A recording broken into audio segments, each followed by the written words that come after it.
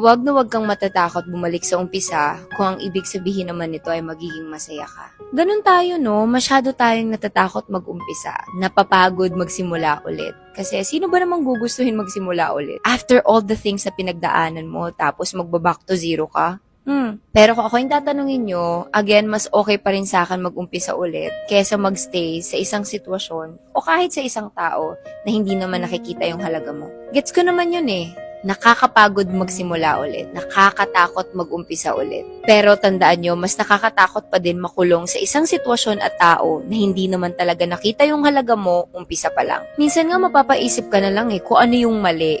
Kung bakit hanggang ngayon, hindi pa rin kayo maging okay pareho kahit feeling mo ginawa mo na lahat. Pero tandaan mo, nangyari yun hindi dahil kulang ka, hindi dahil may dapat ka bang gawin. Siguro, it's just simply because you're not meant for each other. May mga bagay talaga na hindi para sa isa't isa. Hindi na natin kailangan ipilit yun. Kasi, tadhana na mismo ang nagsabi, para ka sa iba at hindi para sa kanya. Allow yourself to let go of the things that no longer builds you. Tao man yan, bagay, o kahit sitwasyon. Syempre, doon pa rin tayo sa gusto ka, na-appreciate ka, at nakikita yung halaga mo. I know, ibabato nyo sa akin, it's easier said than done. Mas mahirap gawin kesa sabihin. Oo, gets ko naman yun. But the thing is, hindi ka kasi makakaalis sa sitwasyon na yan kung ikaw mismo pipigilan mo yung sarili mo na umalis dyan. Kung ikaw mismo ikukulong mo yung sarili mo dyan. Again, I know, nakakapagod mag-umpisa.